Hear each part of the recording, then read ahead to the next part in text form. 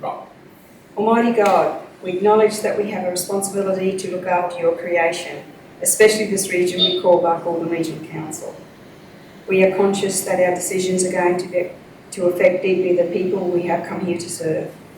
Assist us to exercise respect for councillors, staff, and for the people of our region. Help us in this meeting to act wisely, justly, and intelligently in all our deliberations. Thank you, Lord, for the privilege of both leading and serving, and assist us to do this well. Amen. Amen. Councillors, I have condolences from out from the Alpha region, Mrs. Betty Joan Hock, and also in very recent years, Mr. John McGregor, both all have Alpha. Any further condolences?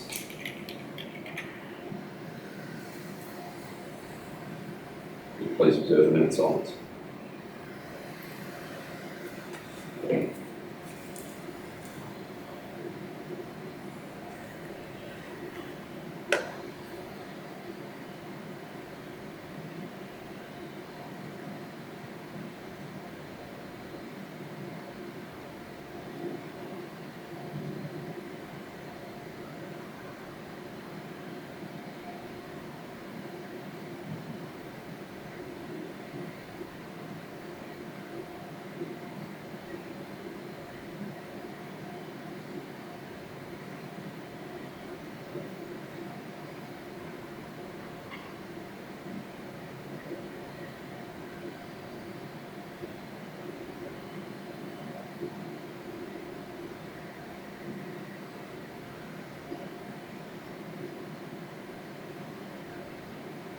Thank you.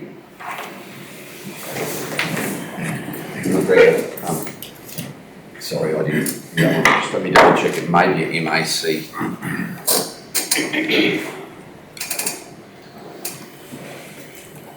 No, you've got it right. Councillor Rogers is not actually a leave of absence. Councillor is joining us online, so all are present and accounted for. Just a reminder, Councillor Rogers, the attendance book that's doing the rounds, if you could just sign that for us when you're next in the building. Take this opportunity to acknowledge the traditional owners of the land upon which we meet here today and their elders, both past, present and emerging, and recognise any leaders that are in the room today. I'd like to now call for a declaration of prescribed conflict of interest. Councillors, I will lead agenda item 382, request for assistance Muddabara Camp Draft. I'm declaring a prescribed conflict of interest in that due to my role as a continuing sponsor for that event, and I intend to deal with this by leaving the room for the discussion. Councillor Pickles, do you have any PCOIs today? I don't think I have, Mr. Mayor, no. Councillor Gleeson? I don't believe so, Mr. Mayor. Councillor Hanson? Not that I'm aware of, Mr. Mayor. Right. No, Mr. Mayor. No, but Councillor Plum. Councillor Rogers? I don't believe so, Mr. Mayor. Very good. Does any councillor believe that any other councillor may have overlooked? No. Declarable conflicts of interest. Do any councillors have new declarable conflicts of interest? Councillor Rogers? I have a declarable conflict of interest in 3.11.2, the RADIF application. I'm going to leave the room. It's just because I have a strong interest in attending that workshop if it was approved. So I think it's a DCLI, isn't it, or is it a PCLI? It's probably neither. I think you're doing it out of an abundance of caution, councillor, so we'll stick with DCLI, and either way you intend to deal with it by not being in the room, so that's fine. And I've got the other existing ones, the 3.8.1, the Aramat District Manager's Report, and I've got 3.11.1, the Community Engagement Officer Report, and 3.10.1, the Progress Report, just due to those reports mentioning the Sculpture Trail, and just as previous, if everyone's happy to let me stay in the room, I'll stay in the room for those. No worries. No one's changed? Nope. Right.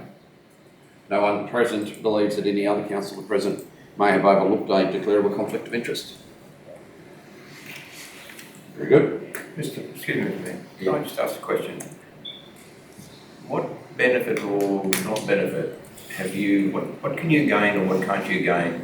I'll call it, but it's very clear that one as a sponsor, Yeah. if council was to choose to sponsor an event that you or assist financially, the Act states that you could potentially seek a benefit because it's heightening the event or maximising the return that you as an individual sponsor may get as from exposure or something like that. So it's to stop councillors flagrantly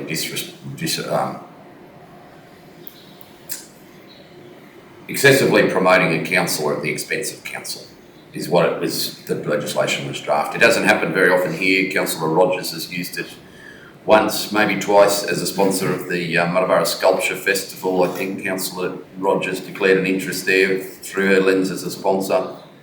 All of the other events that I would sponsor don't meet the threshold for, or I'm out of the room on the basis of there's a threshold. Someone might have to help me. It's $1,000 or is it $500? I thought it was 500.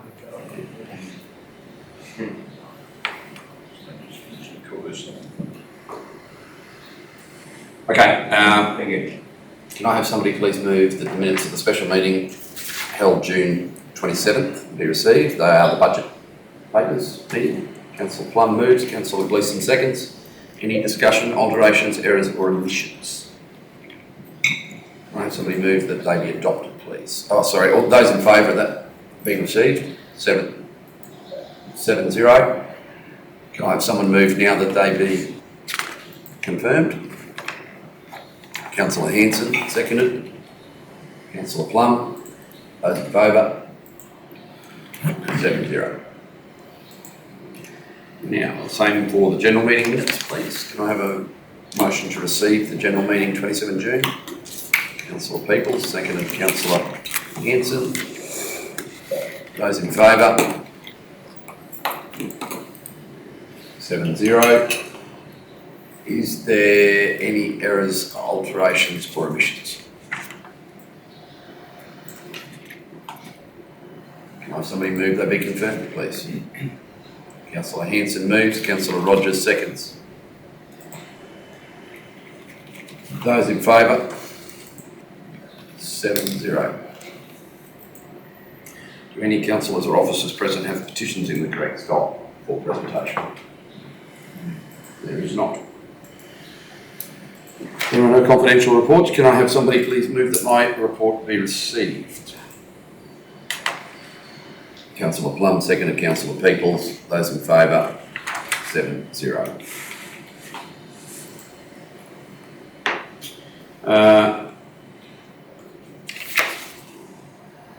There's a meeting not in there, and that was a meeting that I undertook last week and continued yesterday morning with Ross Garno, the Chairman of the Board of Zen Energy, with respect to the ongoing development for the Barcaldine Renewable Energy Zone. That meeting was quite fruitful, and we expect that we're going to see some very considerable movements very quickly in that space. I'm happy to take questions, really.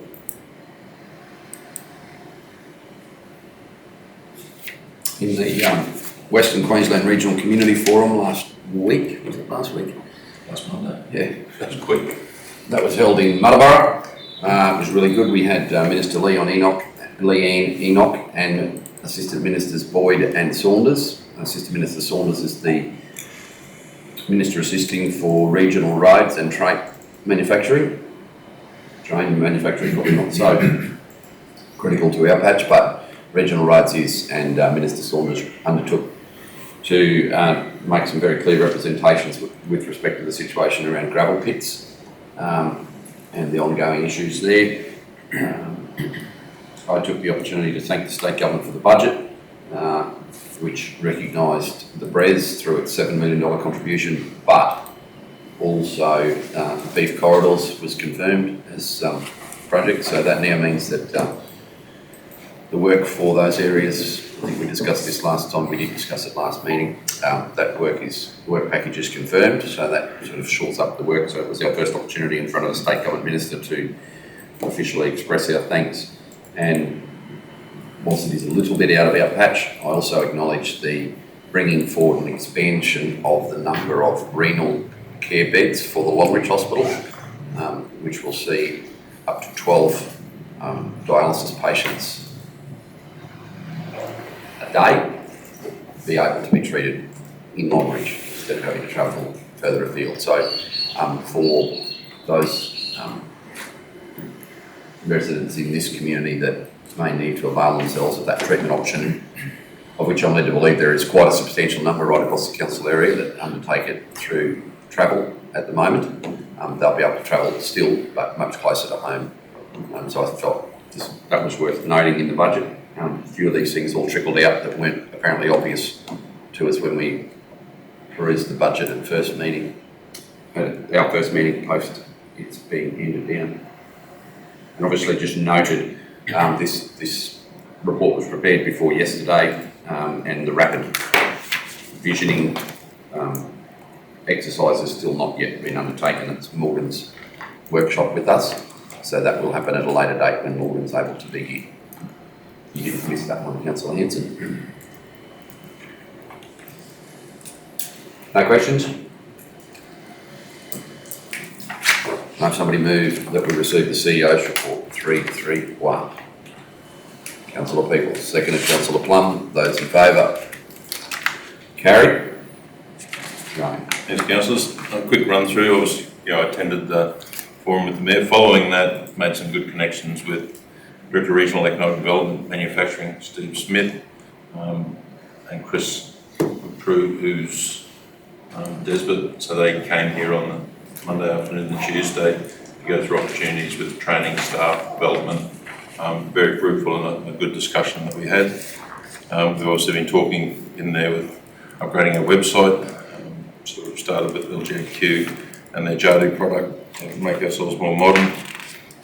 We had a meeting at, or I had a meeting at Aramac. A few of our contractors asked for some meetings just to catch up, to understand how we do vendor panel and how we make decisions.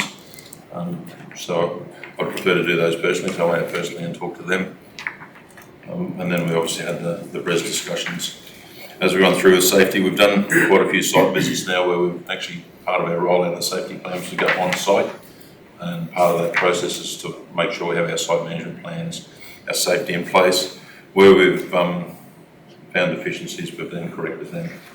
And there's some training, we actually have training today provided for staff with confined spaces and working at heights, which is a priority for us at the moment for works that's happening around on some of our council assets.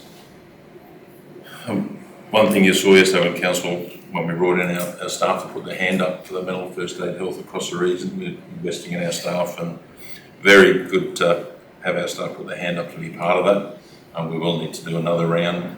Some areas didn't contribute, but I think you'll agree from yesterday that it's a good start, and our staff actually want to be part of improving our own health and wellbeing. I did mention our district manager from Aramac, was her idea some 6 or 7 months ago. We called it a happy, remember what you called the person that we needed to have in place? Lifestyle area, I think it was. Something like that. So so a lot of this started thanks to the idea from Paula at Aramac, which then evolved into this. So it's a good start, and you'll see some Larry shirts, work shirts, safety shirts, but it's a nice thing for us to look out and ask the questions, are you okay, and have someone people can talk to. So I think that's good from a staff perspective, that they're taking the lead and looking after their own people. So I think that's really good. Refuse, where council's direction was to shut the gate, there's a couple of minor logistics that will still be happening. We've had to go to market. We've got issues with site management where if we're going to put someone out there has to be 12 facilities and a few others. So we're trying to get that finalised. We didn't have an available crew, but we've had a presence out there every day doing work, rectifying some signs up where dumping has still been happening where it shouldn't. So that will move very quickly now. It closes today, the vendor, or yesterday it closed, sorry, on getting a crib hut to put out there. Aramac facility, we actually, the same problem that we've got here was happening at Aramac. Unfortunately, the actions of one or two make it very difficult for the whole community by lighting fires. So it's disappointing that that's happening, but then we need to manage it.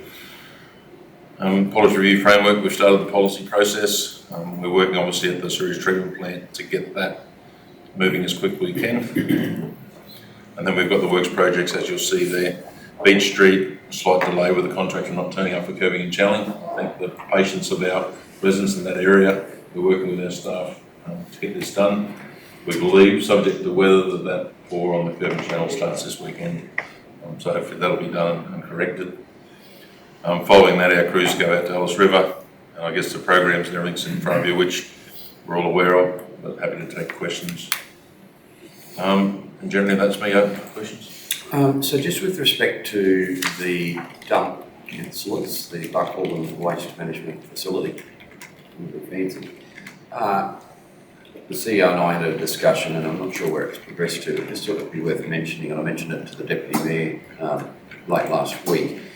You were looking at whether, for the period of time that the gates might be closed and locked, so out of hours essentially, whether temporarily we may be able to locate one of the skip bins at the front gate. That's part of the logistic plan, yeah. Yeah. So, councillors, there's going to, some of you were concerned at the last meeting around the potential for, or the reality of illegal dumping being an issue, people just dumping rubbish anywhere. Bit of a strategy to adjust that thinking would be to have something that people can utilise to dump the waste in, and if they choose to set fire to it, which God willing they won't, it's not going to damage that particular object, and it's made of metal, and it would be very contained and very small in nature. So that. Yeah. The difficulty we've got is how do we secure it properly? Having it fully supervised during that 7 to 3:30. But when we actually looked at our available assets to put out there, so if we put someone there full time, they need toilet facilities and shade and somewhere to sit. So we didn't actually have a crib hut or anything available there that we could utilise, and then power supply as well. So the crew of the last couple of weeks have had a presence there, and anyone that's been to the dump would notice it's been changed. Temporary signage is up. But the difficult part we have is that no matter how many times we go there, it always seems there's some thermal fires happening where they've covered and it continues. But we still have the odd firebug, which is making it difficult for everyone. So it's a frustration for everyone, I get that. So we'll try and mitigate. We'll start advertising shortly as soon as I can lock those gates and that community knows. Questions about that or any other item in the report? Councillor Rogers. No, Mr. Mayor. Councillor Peebles. No, I'm good, thanks, Mr. Mayor. Mr Mayor, through you, Tishan, at the Westec meeting last night, there is a little cabin coming on wheels to Westec this year, so maybe one of those would be all right just to sit out there for whoever's going to be overseeing it. So I'll just mention it to you. Sure, we'll have a look when it turns up. Tiny homes or something, and it's all on wheels. We'll look at every option. Yeah, So, that's what I just, when you said to me, you've got safety, to make a security, facility out there for whoever's going to do it. fire safe. Yeah. Through you, Mr. Mayor, so this is only temporary measures for the current dump. Do we have a better timeline on works and opening of the new facility? We've started drafting expression of interest for someone to come in and manage and price it, to do both rehabilitate the existing site and open up the new ones. And that will go to market. Yeah, has to go to market because it's a big project. That goes everything from site management to rehab and all.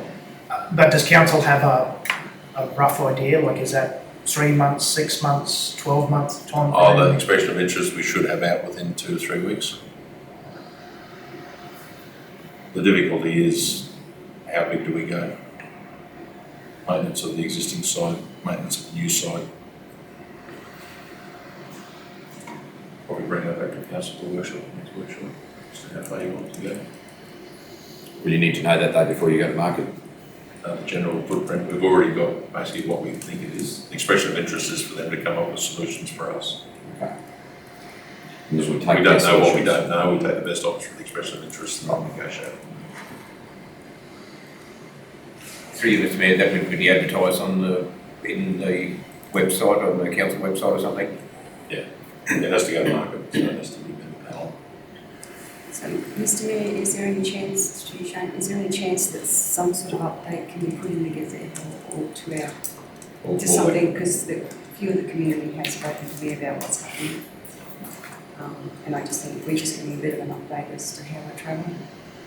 Has anyone had any feedback about the proposed hours?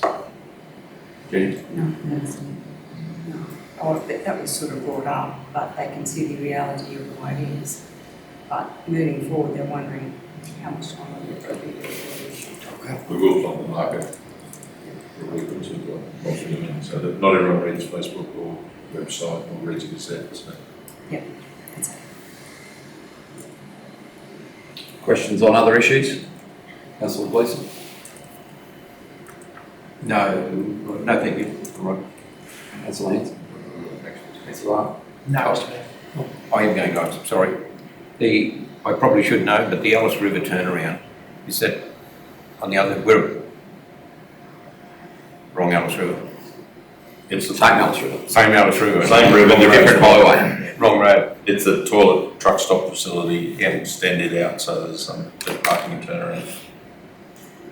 Instead of TMR. Yeah, it was actually supposed to happen last year, but it was deferred to this year due to the works on Buckhall and Aramic. Thank you, because I've been wondering why out here, but no, I've got the wrong I'm road. wondering why out there, don't worry. Yeah, Wasn't our suggestion. yeah, nothing to do with our decision. We just, And I have actually, like, I didn't just take it at face value, I have actually asked, or is that essential? The answer is yes. Is it necessary? Because I was very keen to see whether when it was re-announced in this budget as part of the Q-Trip, which is the TMR schedule of works for this region, I was interested as to whether we may have been able to use some of that, or whether that decoupling facility could have been, because it wasn't originally in the budget Q-Trip, it doesn't mention Alice River, it mentions Capricorn Highway decoupling facility. Yeah. And I was optimistic whether we may have been able to use that to co-locate with the cross-loading facility that we had in our budget, but no, it was an existing deferred project, Alice River. It does make you wonder why. I think it's a safety element for eastbound trucks. Safety element. It's to be able to allow eastbound trucks to safely pull over rather than having the situation at the moment where they've got to cross the oncoming lane of traffic. Okay, Mr Mayor, it'll be similar setup to what's over the other side of the Valley End River. At the Valley End River. I haven't seen the design, but yes, I think so. Okay. From the verbal conversation I had with the representative of the department, I'm pretty sure it's going to mirror that. Or Bogan Tungan, one of the river or Bogan, yeah, continuation of that method. Thank you. councillors to see the plan. Okay. Yeah, just one more quick question. With regards to the Acacia Street Hall, do the completion of works, does it look like it's prior to the summer? Like, There's actually, the contractors have brought their machines in there ready to start, so we've got truck and machines, so I can't give you when they're starting. They turned up last week. I just thought, didn't want to go through the summer. And, I don't want to go through another summer, I want it done. thank you.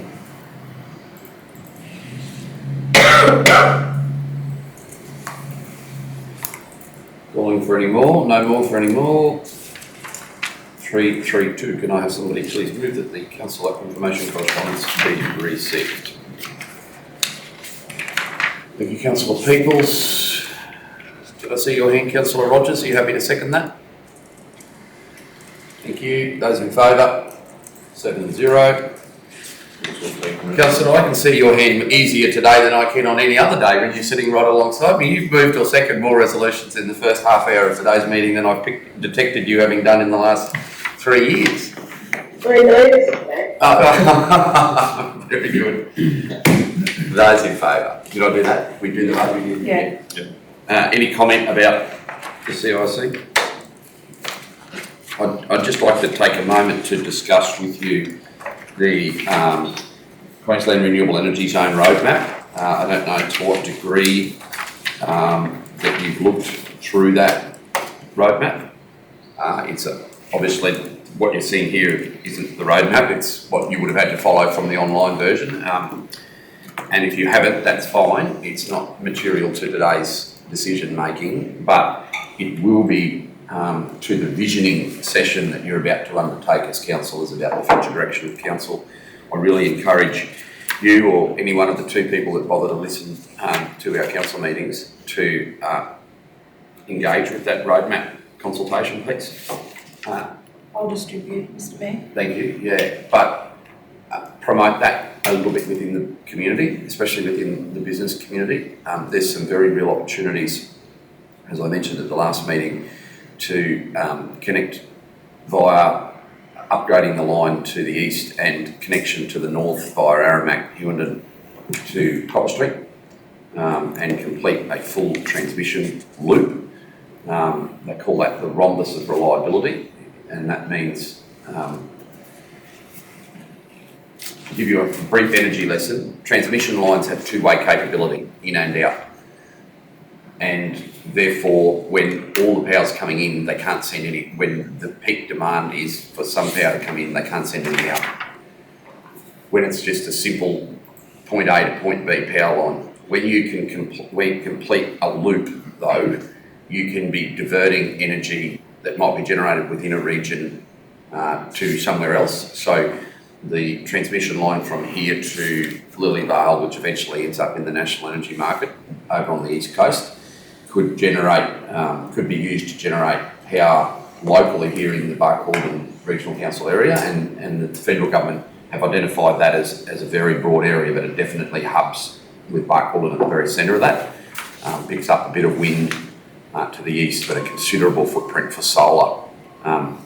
Pretty well right where we are now, either side of the Alice, to about 20 kilometres north of Aramac, all the way through to the river channels at Muttaburra, as areas that would be very well suited for large solar farms.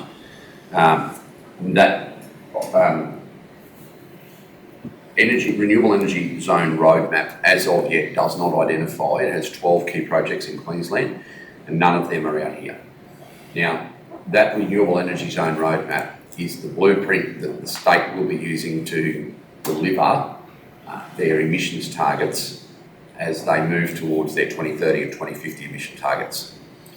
That only replaces existing coal-fired or gas, so carbon emitted power generation, with renewables. It doesn't cater for growth.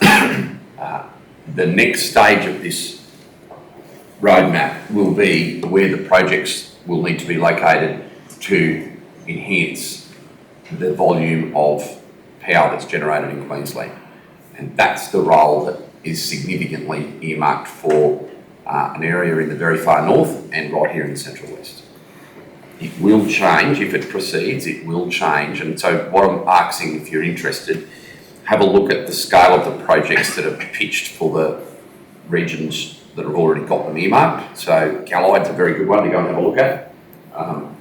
It totally changes the landscape for an area that's already pretty high in industrial activity.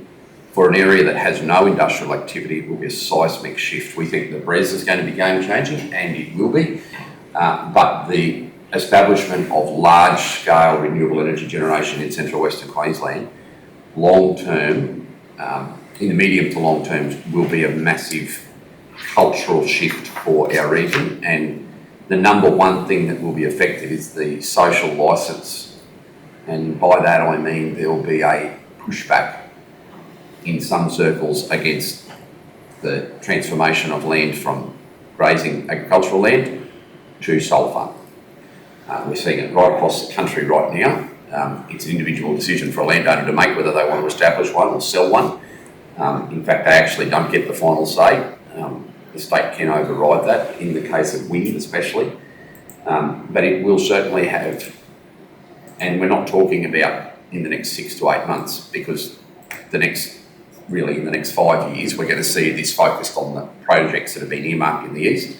But I do want to foreshadow that this type of conversation around the jobs and energy plan and the emissions targets that the state are setting and hoping to achieve would take up more than half my time in meetings, more than half.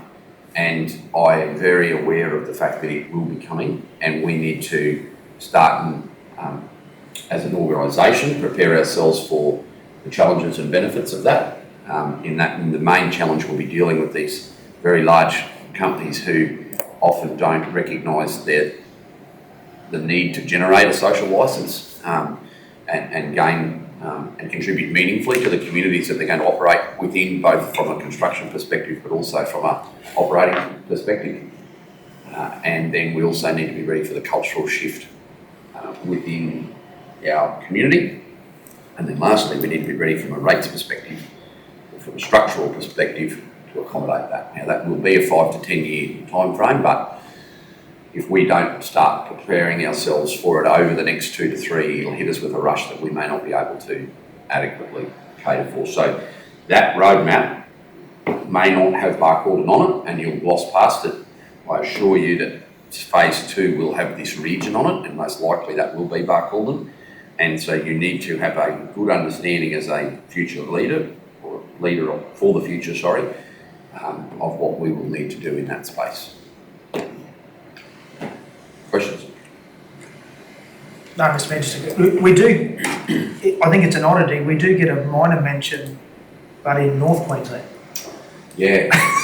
So the renewable energy zone maps differ slightly from the REFF, which is the, I'm struggling with acronyms at the moment, the Regional Economic Future Fund, which has identified us as part of the Central Zone, and is that future fund is $200 million to assist communities that are transitioning to renewable energy generation. So there's your not your red flag, there's your clear indicator that we're part of the government's huge plans. No one else in RAPID's earmarked in that.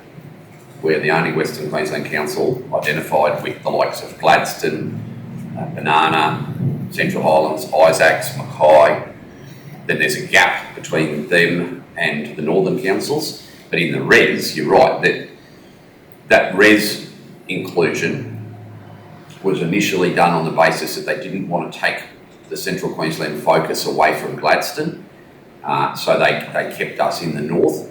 The reality is they understand that there'll be way more power required for Gladstone than Gladstone can access at the moment, and out here is the most likely place for that. Mr. Mayor, the line you talk about heading north, Yes. how confident are you that that may happen? Oh, I'll know more at the next meeting. I'll be meeting with the CEO of Copper Street here on site the week before to glean an understanding about that. It's very clearly something that a number of major companies are considering right now, because Copper String will already be oversubscribed before it's built. So they'll need more capacity. So that would mean an upgrade of all the lines, Yeah, no, totally new lines. totally new lines. Yeah, a transmission line, not a distribution line, so to speak. When you think about it, the open country from here through to Gilwyn and up that way, it just lends itself so well to solar, doesn't it? Yeah.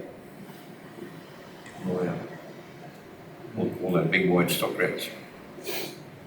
Yeah, well, that's probably a follow-up question. Is there any thought of council going into the solar farm themselves?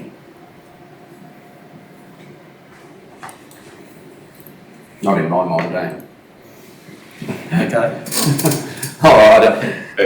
I'm a massive supporter, of the need to capitalise as we transition to a carbon-free economy. But there's opportunities and then there's threats, and I'd see operating a solar farm or the establishing of a solar farm as a local government authority as a bigger threat than an opportunity. But perhaps that's something that we could do some due diligence on, whether it may be even just for our own use. Oh, I guess the argument is your capital outlay for your return on investment and how long that tail is. I was sort of more going down the lines of what Councillor Gleeson said, you know, with stockouts and reserves that we've got, if you've done some sort of pilot program where you supplied land to a company and then end up 50-50 or something. different story. There's already examples of that in the south. Yeah. That's a different, sorry, now I understand what you're saying. Yeah. I thought you meant solely building and funding and developing one. No, I was thinking more along the lines of reserves and maybe. So in this renewable energy space, we are meeting consistently with the REFF, the transition fund, the 200 million. We will be putting together initial thoughts. I was going to workshop this afterwards with you, but happy to discuss it in open meeting so that it's fully transparent. Happy for you to then discuss it more broadly in the community. One of the projects that I considered essential for growth in this community that is eligible would be a improved airport terminal. As we, and I thought of that, Councillor, because I know that it was discussed by you initially in light of a BBRF application to upgrade the Barcaldine Pool. I think you lost that vote.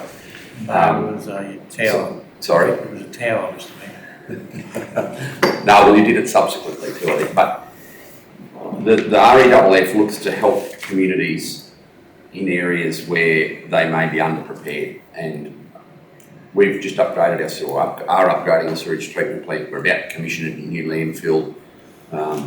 One of the key things here that I thought if we were to see an influx of fly-in, fly-out workers, both for construction and full-time work, we could, I think our air terminal is far under what would be required for a multiple flights per day arrangement. Looking at the workforce requirements just with what's pitched for the BRES alone, without anything to do with this roadmap, it wouldn't surprise me if in the next round of subsidised flights arrangements we see 5 flights a week. And the majority of those passengers deplaning here, not Long Range. And that would be, okay, turn around here, not go on. Yep. I'm not quite sure about that. I think they'll deplane the majority here. It could reverse the Long Reach trend, if you know what I mean. But I'm not suggesting they'll be just taking existing flight out. I'm suggesting there'll be more flights, in my mind. We can't sustain a FIFO workforce for construction with the 1 flight a day arrangement for Western Queensland that's currently exercised. It's full now. That's right. Then, Mr. Mayor, looking at the terminal and possible how many might be coming in and out, do we need to do anything further with the airstrip going from Dash 8s to something bigger? I think no, probably. I can't see that they're going to move short term. That the resources communities of the central Queensland area are supported by Dash 8s. You know, that's the size plane, and they're transitioning to Bombardiers Qantas are over the next 2 years, but they need roughly equivalent landing space. Realistically, that's the workhorse machine for the FIFO operations of central Queensland.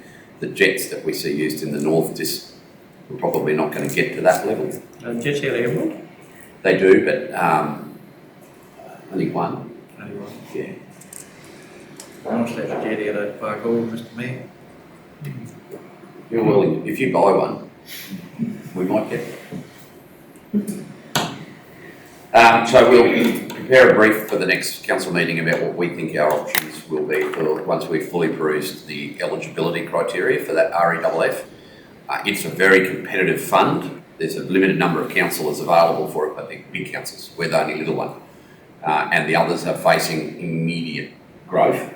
That said, we are too with the BRES, and that's been very clearly recognised by the state. So I would anticipate we just need to look at what's an eligible construction that could be funded that we need. If we don't need anything, we shouldn't put in for it. The obvious thing we need is housing, but that's not going to be funded through the ref. I believe another council close to us is applying for a pipeline to augment their water supply. So that's the sort of critical infrastructure. It's into infrastructure bills. Anyway, enough wind and solar unless you'd like to discuss more of it.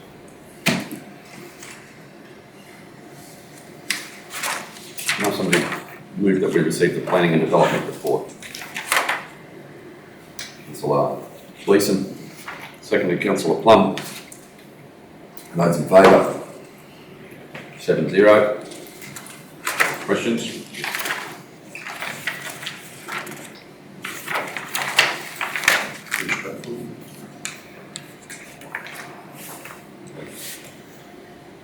I know there probably wasn't any, would have. I just note that our graph disappeared again, or it might have been the table, I mean, sorry. The officer's been away. That's all right. It'd be just nice to see the finalistic year figures. We'll get that. Hopefully it'll show up next month, Mr Mayor. You'll have last year's total. We'll send it around. I can do it, Mr Mayor. Can I have somebody please move that we receive the workplace health and safety, work health and safety report? Councillor Arthur, seconded. Councillor Plum, those in favour? 7-0. Questions? I guess the council will start to report now on all incidents. Previously, they were lost in the system, so now we're making sure those reports are coming through. So through you, Mr Mayor, that includes, I think it was last month it was mentioned that some are done paper-based and some are done, we're closing that gap, so to speak. Slowly closing it. Yep. It's a big transition to go across the organisation from Yeah. paper to digital. Okay. The Barcaldine Region Planning Scheme 2023.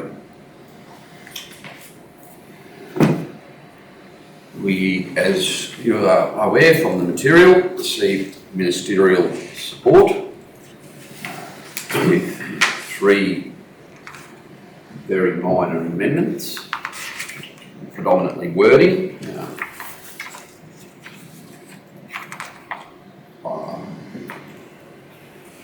I don't know where to lead you really. I think it actually all speaks for itself, this report, so I don't know that we need to discuss, I need to discuss from the front.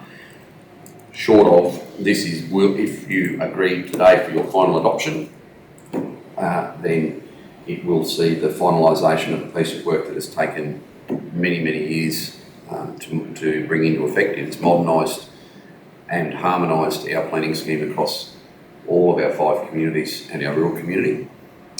And I note there is still some concern around the level of accuracy. The mapping hasn't changed, and nor is our ability to seek better mapping. But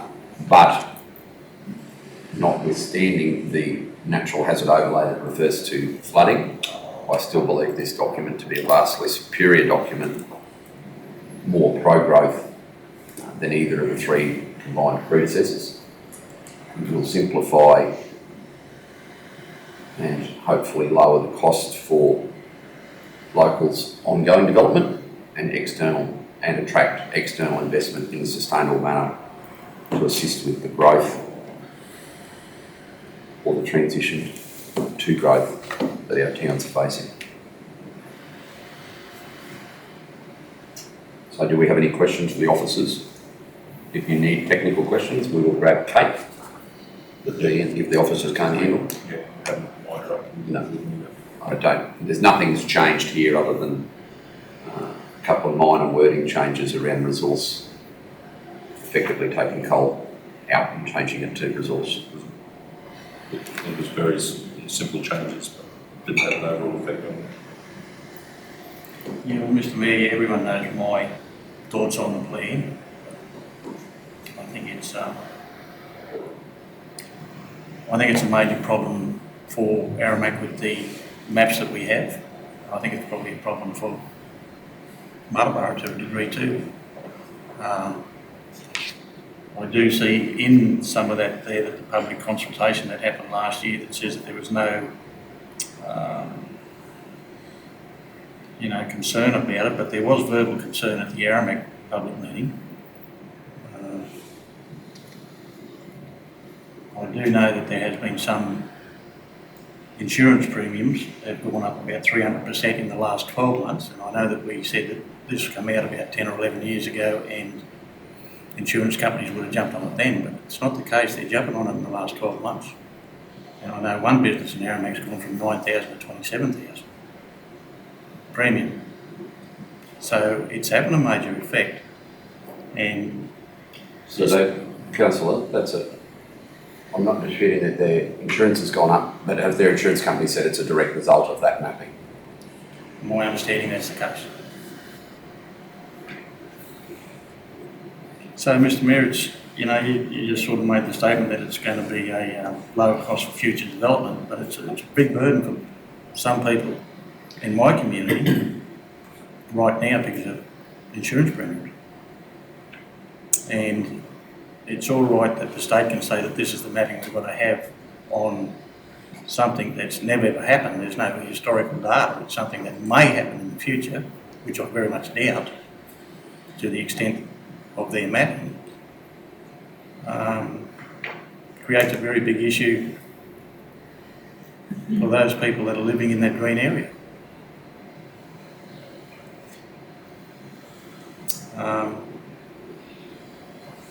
So for that reason alone, I can't support the document. I think that there needs to be more work done on the mapping. I'd like to see it sit on the table for at least another month to give everyone the opportunity to probably go through, because there's a lot of, and I know we've been through it a few times, but this is the final document that we're adopting as our planning scheme for our council area.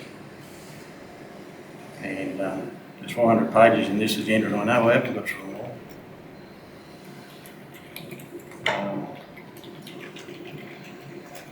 But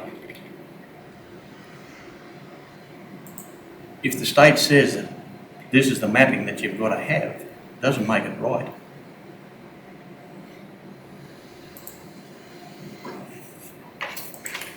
We all agree that we think they get it wrong occasionally, but I don't know, I just think it's an enormous burden for some of my area, and possibly other areas too. Thank you, councillor.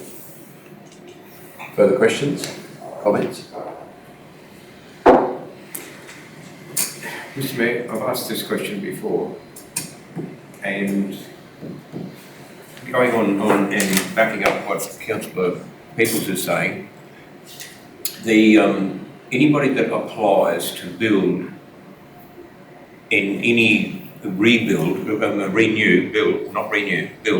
in any area of what that is shaded blue in any of these towns, Well, it's have to different. be 1.2 metres above that blue line. No. No, they don't have to be. If they are, they don't have to comply with any conditions.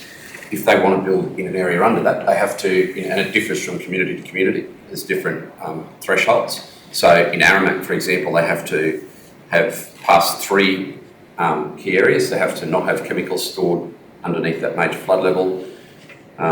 They have to use building materials that withstand water ingress, and I can't think of what the third one was. In Alpha's case, there's a number of, it's a much stricter criteria with a considerable number more, but no, it doesn't prohibit, there's no prohibited building. It's just you have to, if you wish to build underneath the flood, the level identified and the flood hazard overlay, you have to meet a couple of criteria. In Aramac's case, it's 3. Here it's 3. Alpha and Jericho, it's I think it's 10. So there's a different, because in Alpha and Jericho's case, the flood level's null. A 1% AEP event has been researched, mapped, and is accurate.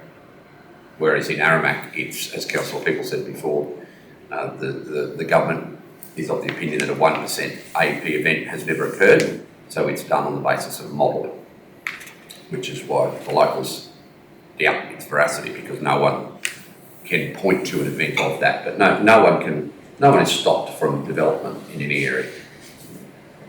And no, I realise nobody's stopping the development, but yeah, I wanted to get that straight about the criteria, You can build a house on the ground if you want to. Is that the case, Mr Mayor? Because It was very clearly explained to us a number of times. This is Do you accept the risk though with that? and you have to conform with those codes, those three issues. Or more in Alpha's case.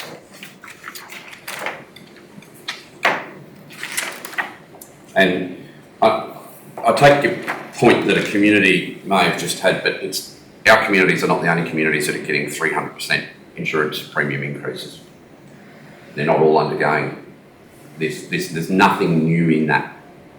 That data has been available for over a decade, and insurance companies do draw from it every time it's updated. I would be very sceptical that as a result of this being adopted, an insurance company jacked up the insurance prices. Well, it hasn't even been adopted yet. At the point that insurance premium went through, the minister hadn't even signed off on it probably. But be that as it may, that data in that map is very old and has been available for insurance companies and others to use since it was first put out. It's never been a closed circuit confidential map. I understand you saying it, Mr Mayor, that that's been there for a long time, but the insurance companies have started using this in the last 12 months due to that map.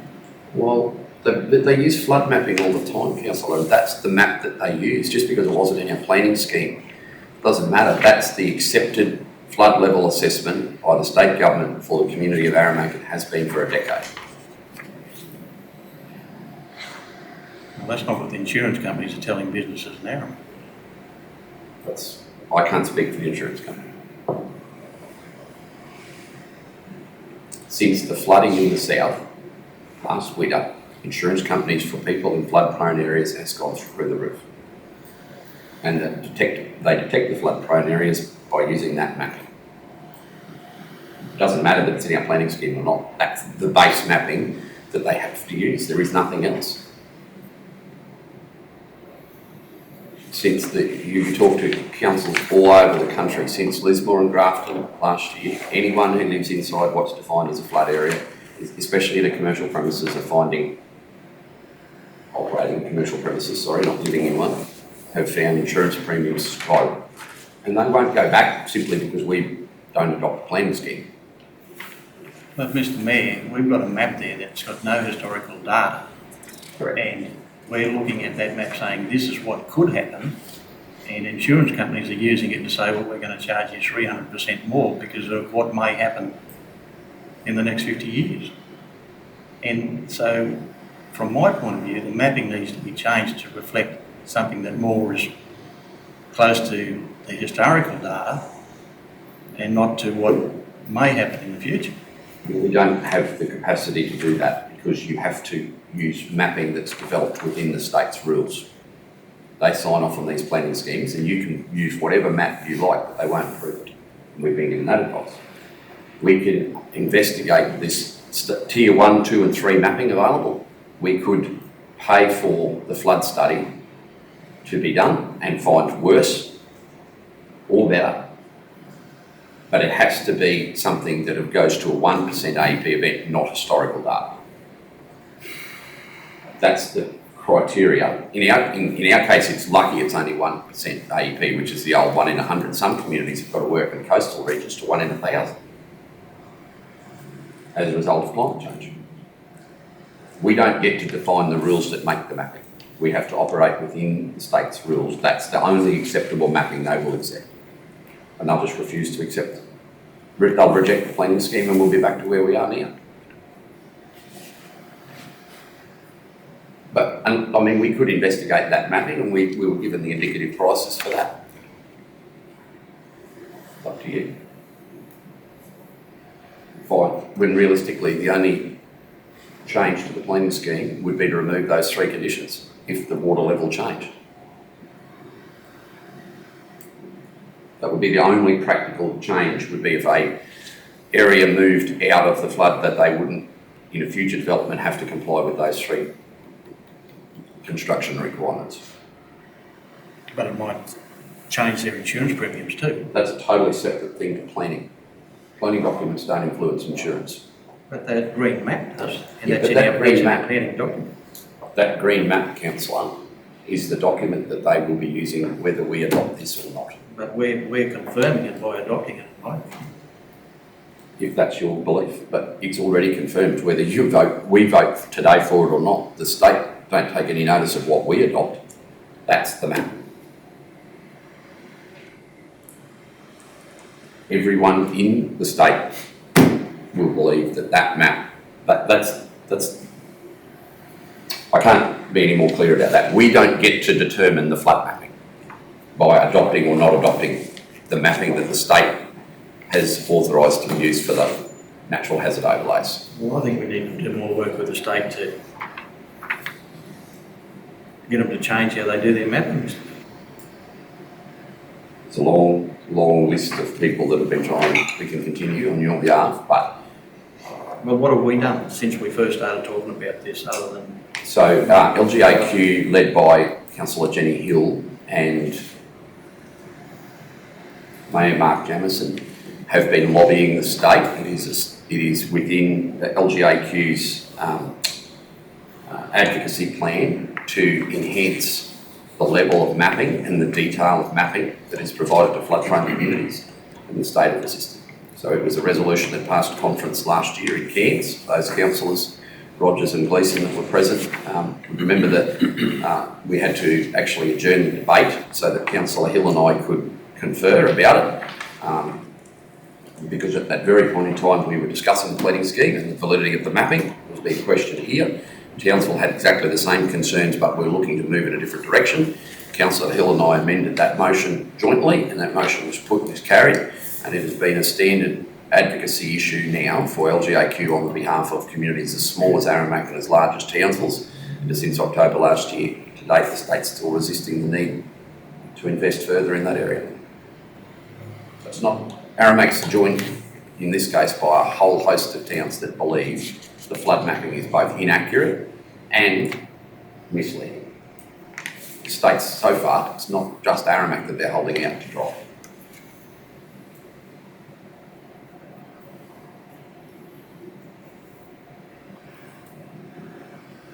City Council has the reverse though. In their case, there's areas that they know that are flood prone, that the mapping doesn't pick up. They're trying to stop development on those areas and are powerless to. well, again, that shows that their mapping's wrong, doesn't it? See, that's the point that Councillor Hill and many others are putting. But it's not making any difference. It's a multifaceted advocacy issue that's across many local governments. The state so far has been completely resistant to change. And the number one thing, that the caveat that the state uses, is that there needs to be an understanding of climate change and that floods will be getting worse, not better, in both occurrences, numbers of them, and severity of them, depth. So the modelling that keeps getting commissioned has a plus or minus figure that's much higher from a tolerable level than was the case historically.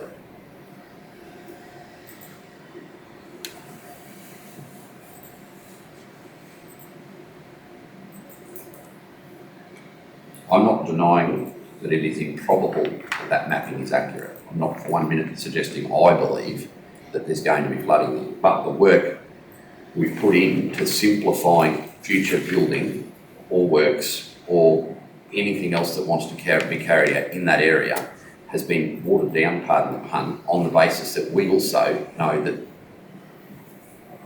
that was a far better option than not developing a new planning scheme, on the basis that we didn't agree with the state's mapping. Understanding the benefits there that we've come up with in the land there, but the amount of new development that we're going to have in Aramac compared to the amount of people that we're going to affect due to insurance premiums. We're going to affect a lot more with the premiums than we are with new development. We're powerless to do anything about the insurance. We can't. We could write to every insurance company underwriter in the world and say that flood mapping for Aramac's wrong. Won't change anything, because we're not the voice for that. We're not the authority, the recognised authority for the determination of 1% AEP events.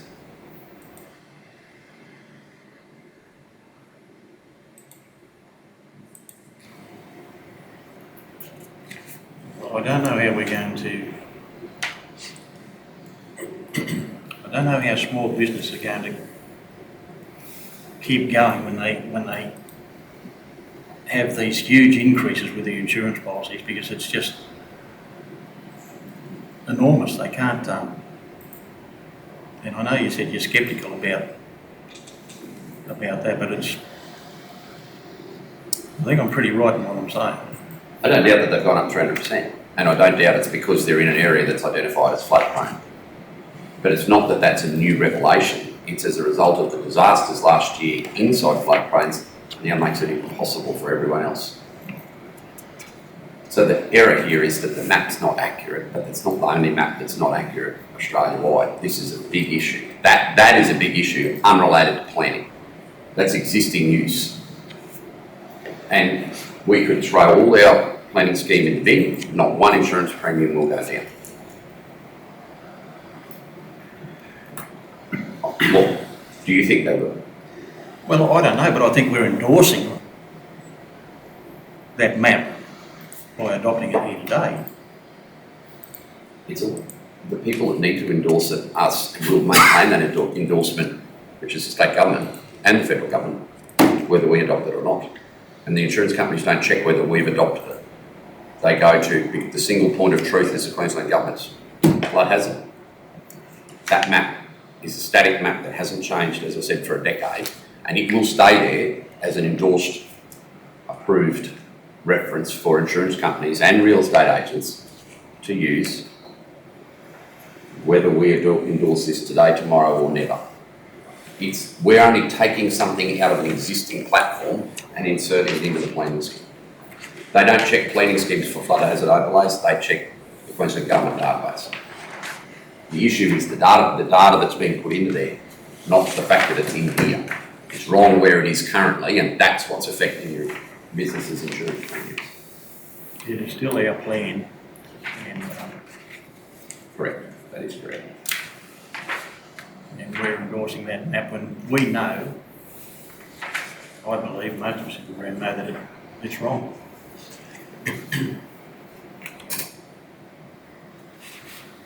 Councillor. Mr Mayor, I'm not in favour of where the order is, but just to change the subject slightly, is it my computer or is there blank pages on 362, 363, No, that's 364? That is blank. It came through blank in the report.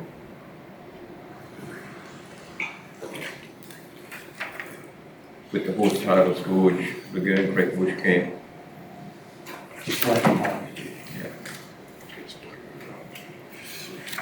Oh, you're in the agenda. Can you go to the very bottom of it and tell them what page it is in the planning scheme? Which one is it? Oh, I'm in the agenda, sorry, 365, that's in the agenda. Yeah, can you go to the actual planning scheme? In the agenda, right down the very bottom. After that.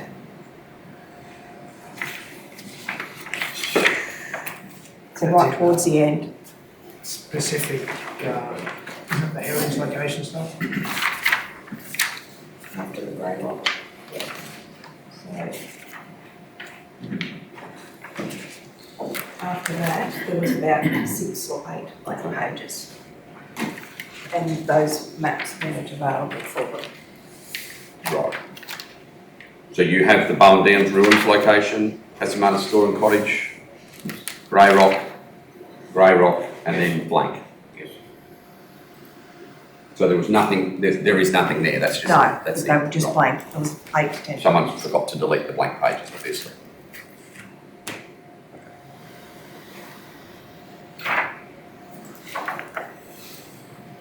Or are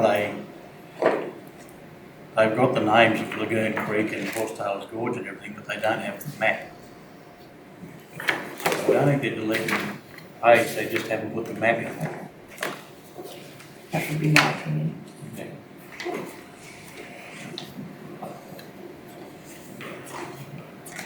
Okay. We just have to get those. Certainly change It would just be exactly the same, it would be a screenshot of the Queensland Globe location of Yeah. those 3 locations. I don't have it, sorry, so I can't. Councillor Hanson? Through you, Mr Mayor, I don't believe their flood mapping is correct, but I do understand that there's nothing we can do about it. So, be dead against the brick wall.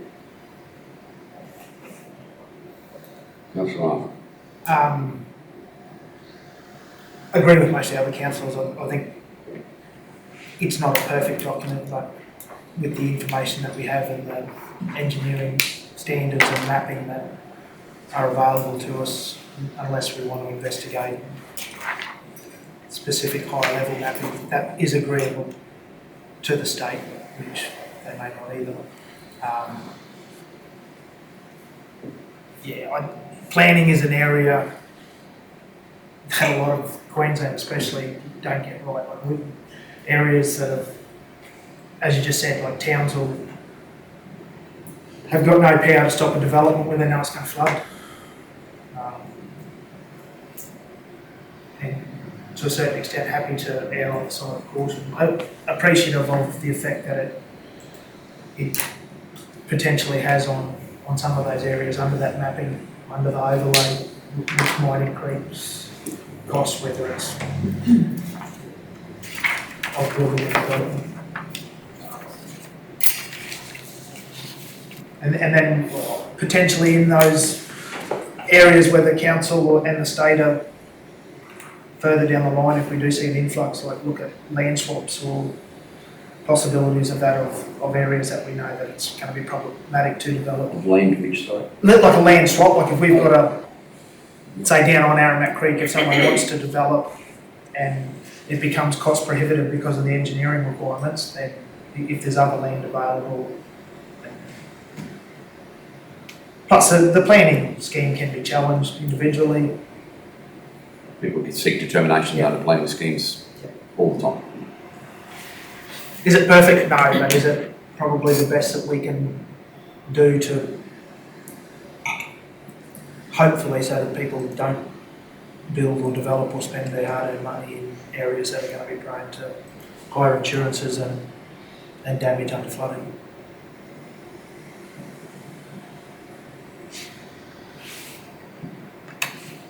Councillor, Thanks, Mr Mayor. Yeah, I sort of believe Councillor Arthur has covered most of the area that I think we've worked really hard on this planning scheme, and we cannot do anything about this. Well, we're trying to do something about the maps, and I think that we've just got to keep prodding the state government to show them that we're out there and that we mean that they're not up to what we want, but it's nothing that we can do really at this moment. We're trying, and yeah, I just, as Councillor said, it's not a perfect document, but it's there and it's something that we can work on. Councillors Plum and Arthur, in saying it's not a perfect document, and there are other areas of the planning scheme other than the accuracy of the flood mapping that you aren't comfortable No. I think that the document is a best fit for our regional area that we can do, like I said, with the mapping that we've been giving and the engineering standards that we have. Yeah, other than that mapping and that's the main issue that I have with it. So, And I think we're all aware of it and it's Yeah. been spoken about. I guess, so from the key elements of a planning scheme are the acceptable land use requirements, the codes that govern the need for public consultation about a proposed development, be it a carport extension, filling in underneath a high-rise house or a brand new business constructed on a vacant block. That's what planning schemes are built for, and that's what we probably haven't had enough debate about, is the performance outcomes, the codes, the mapping for where different businesses and residents are those elements of the planning scheme. So you're happy with that? Yeah. Until we get, because I thought the planners were running a bit of a side by side over the last couple of months, as in what would happen under the new and the old. They consider both when they release applications. Councillor Rogers, just give you an opportunity. We've had some considerable debate in the boardroom here this morning. What about any observations that you may have?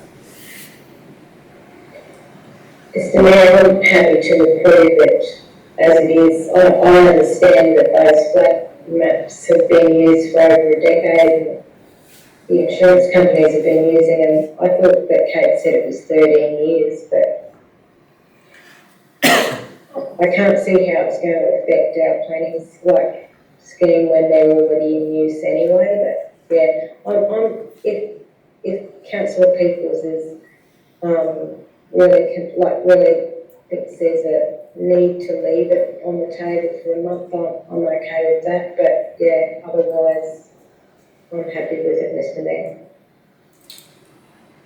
Councillor Gleeson or Hanson, any further comments?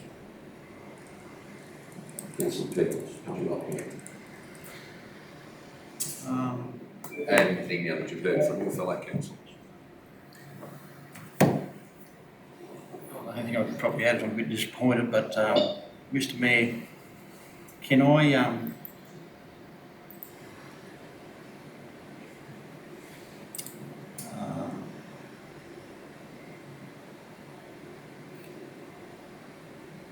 there's probably a couple other issues I have with it, but they're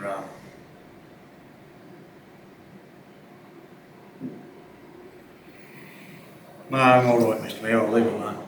Well, that was the question I was going to have for you anyway. The same questions that I've asked on this end. Were there other elements of acceptable outcomes, acceptable development, prohibited or restricted development, code accessible, impact accessible? Were there issues in those other areas of the plan that you may have wished to address, or was it predominantly linked to the flood hazard overlay? Oh, the flood's my main one, but you know, Councillor Gleeson asked the question was about the 2 metres, and I understood that to be the same case. Shane and I went and looked at a house where the flood comes to in Aramac, and then went out to where we thought the 2 metre was out in the middle of the road on Monmouth Street. And the height that we'd have to build if we did a new construct in McMahon Street in Aramac, and looked at how high it would have to be. So I understood that. And from what Shane spoke to me on that day, I thought he was in greens too. So I'm still cloudy about saying that you can build on the ground in that green area, because that's not what I thought.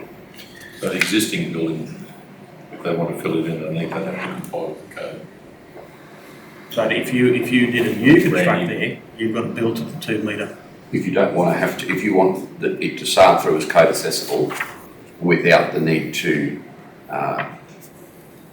conform to the 3 standards that are put in place, yes, you would need to build above it. If you want to build under it, then there's extra regulations you need to go through, and it's addressing those 3 key areas. So. Yeah, Ms. Mom's chemicals, the other one was closed in with the interior. And the other area, have all of the heritage listed sites in there been contacted, Mr Mayor? Yes, in writing, and they've affirmed. We had a discussion about there are some that were removed that wish to not be a part of it, and everyone that's in here has either approved or had their objections noted by us and still included anyway. But I don't think there were any of them. No, there weren't any. Every person that's in here as a every premise that's in here has affirmed positively in writing their intent to be in the plan. Right. And we can provide that. And it was provided to council actually. When we considered the submissions, we were led through that table of all of the submissions. Kate led us through online and we went through every submission and considered it and either approved it, and we did approve it.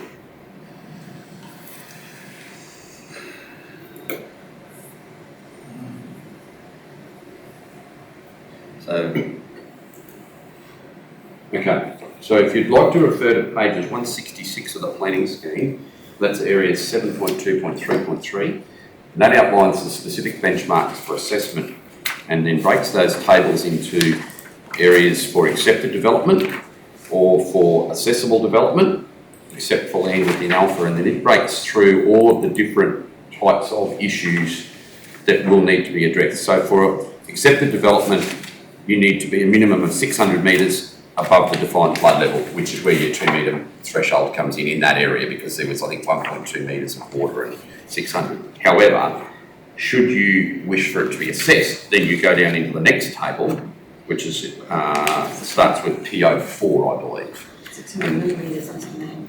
Sorry? 600 millimetres, not 600 metres.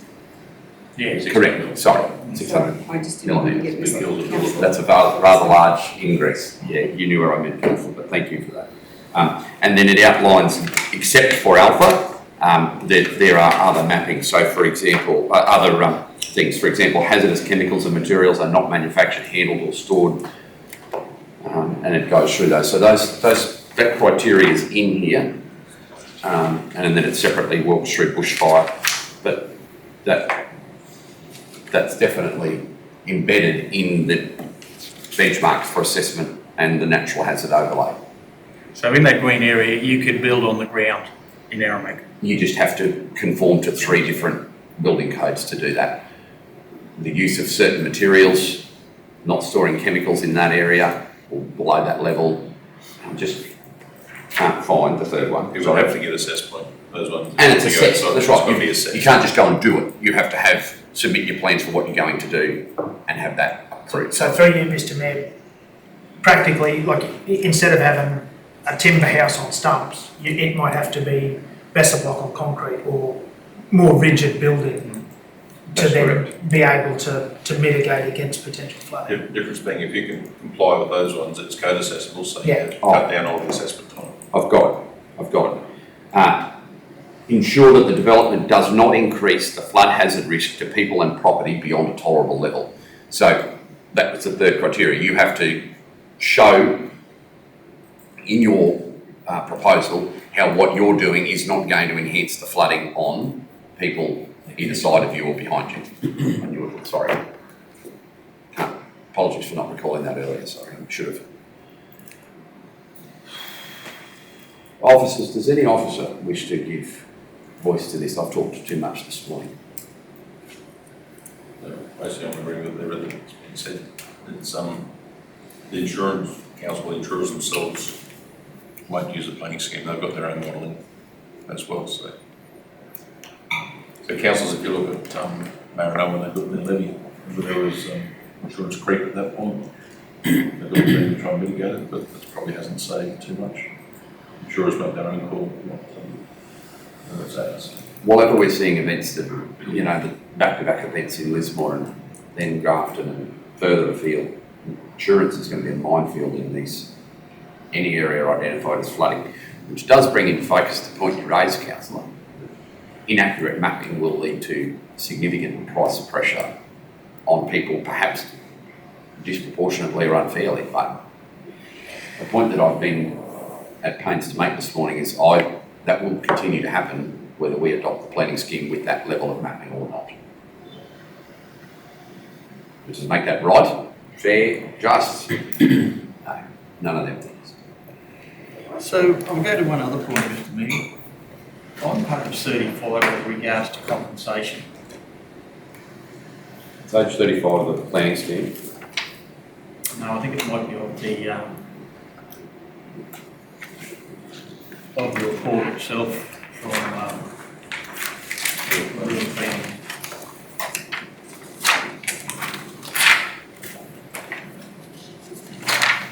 Oh, page 35 of the agenda. Right, yep. What's that mean?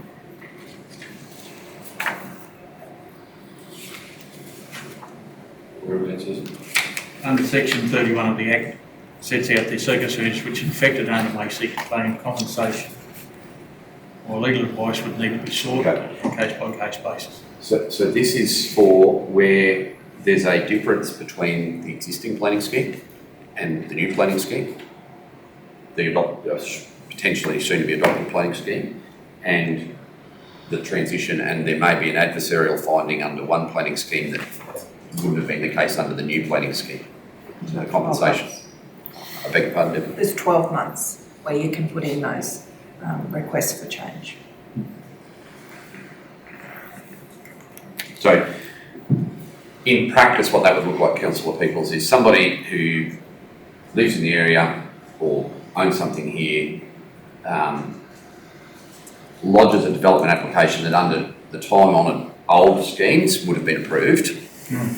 Then subsequently, because we've adopted the new planning scheme, it's not approved because of new codes or new provisions or something new.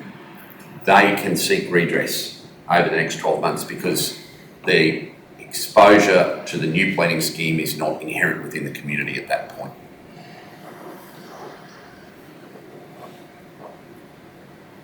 So it allows for the community some leeway in the transition between. So the minute this is adopted, the minute it goes through the Gazette and so forth, it becomes the old one is not considered. But if somebody is adversarially affected between a decision made under this scheme and the old scheme, they can make a claim for compensation for 12 months from that date because they may have been gearing their business or their personal life towards something that was acceptable development once, but it's now today changed. So is it only new development, or can it also apply to existing buildings that are there that have been affected by the new scheme?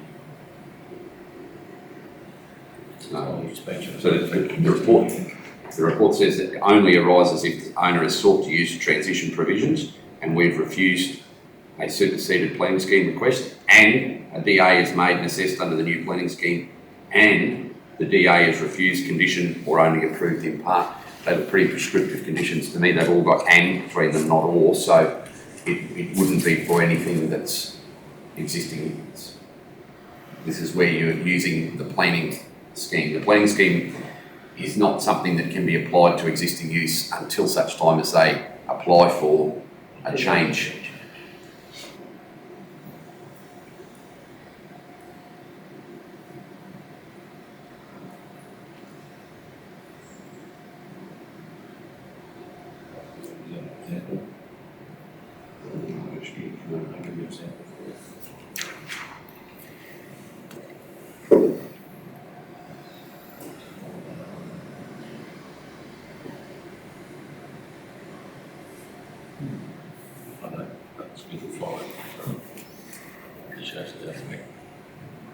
All right, do I have somebody who's prepared to move the motion? Councillor Plum, do I have a seconder? Councillor Arthur, last chance for debate. Mr Mayor, just a final comment. I'm fairly confident that something may arise that even the very experienced planners haven't foreseen that might cause a small, hopefully only a small issue, but yeah, I think the document is as good and as strong as it can be, even with those issues that we all know about in the mapping. Thank you. A temporary planning instrument or an amendment to the planning scheme can be enacted by council through the process at any stage. Can we endorse, through you, Mr Mayor, can we endorse the plan without the map? No. One of the essential elements of the planning scheme, as was advised by Real Planning, is the need for natural hazard overlays. And the natural hazard overlays that you require are prescripted by the state. They differ from council area to council area. So, for example, some council have to consider the natural hazard that is created by rising sea levels. We're actually at this point still immune from that for another few hundred years. But no, flood and bushfire are two of the natural hazards that we are required to give consideration to in our planning scheme.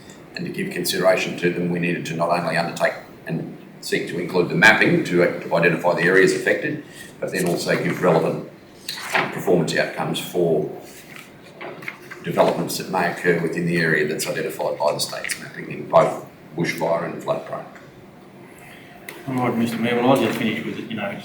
It's disappointing that we're going to endorse a plan with these maps in it that are so incorrect. If I take my co-councillors and show them where the water's got to get to with regards to that green map in Aramac, you'd see how ridiculous it is, which I did with Shane. I showed him where the water is going to get to on that green map. And you would understand how passionate I am about this, because this is so wrong, this map. It's really wrong. And it's affecting those people who've done nothing wrong, and we're putting this in our plan.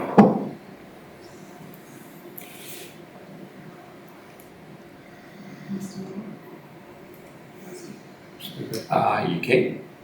I'm very close to calling the vote, but I'll give you some latitude, given that you moved. As the mover of this, I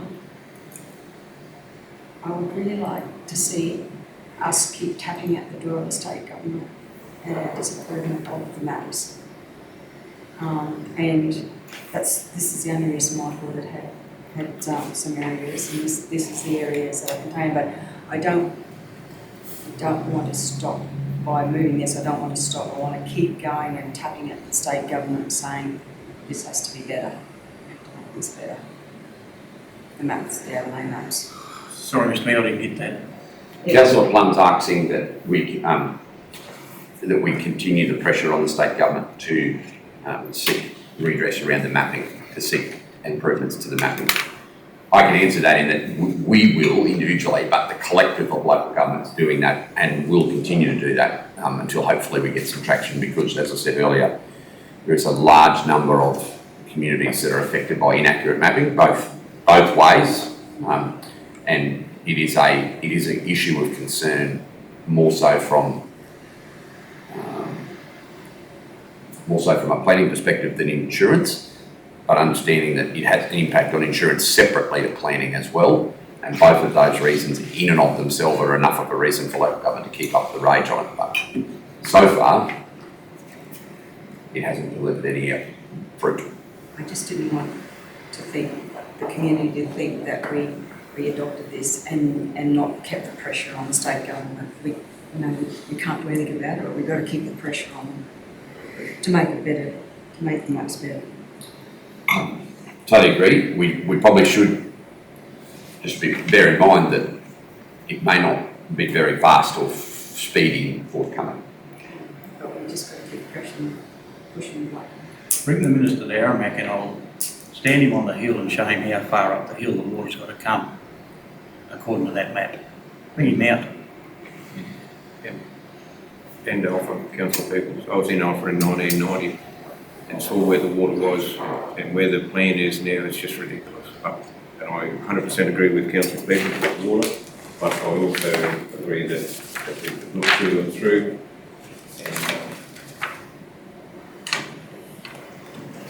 And, Councillor Gleeson, you've opened the door to Alpha. The mapping there that we use is not the blue line, it's the hash line, and that is exactly where it was in 1990. what's the blue line, Mr Mayor? The blue line is the mapping that you are required to undertake unless you have had an indicative event. So it's required to be there, but for the purposes of this planning scheme, the hashtag line, because that was considered in the Conall Wagner report that developed for that event, the high and extreme flood hazard area. So because there had been an event in Alpha's case, we could use the event as history. There had been a 1% event in Alpha. There hadn't, according to the government, been one in Aramac. So that's... So the blue line is Blue line. 100 years. Flood. Yes. The clear blue is 1 in 100 year. Is the modelling for a 1 in 100 year, and that's, if anything, draws a line under the point that Councillor Peoples is making, how inaccurate modelling can be when versed with reality.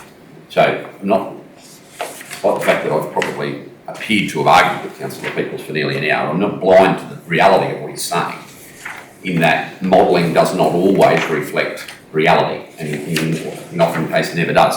The modelling, if you look at the alpha map, the modelling says that a 1%, or what they determine as floodplain land, is the blue line, but the reality of the event, which they also agree was 1%, is the hashed red line inside that. So the people in the blue won't be affected, people in the hash, and that is extremely accurate.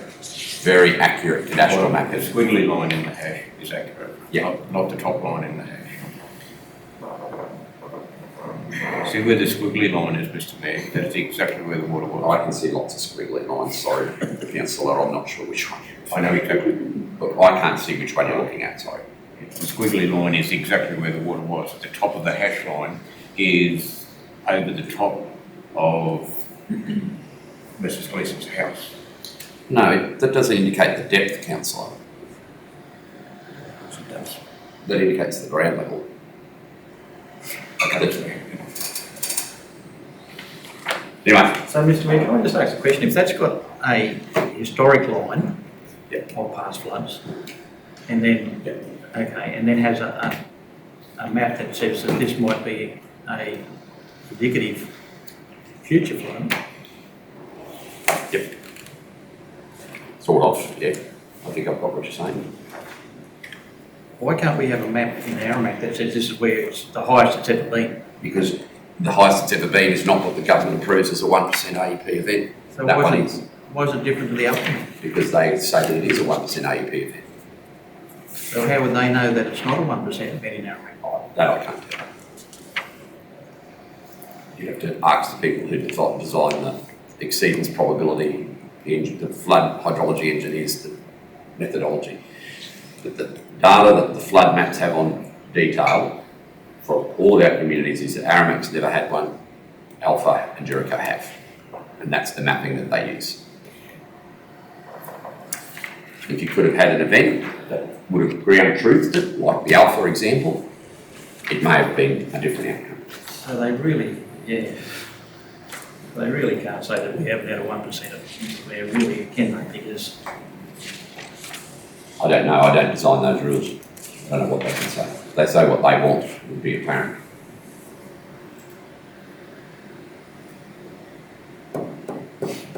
Right, so we have a motion. Can I just go back to the top, please, Debbie? Moved to Councillor Plum, second to Councillor Arthur. As per the screen and your agenda, that those adoptions occur in the timeframes as spelt out.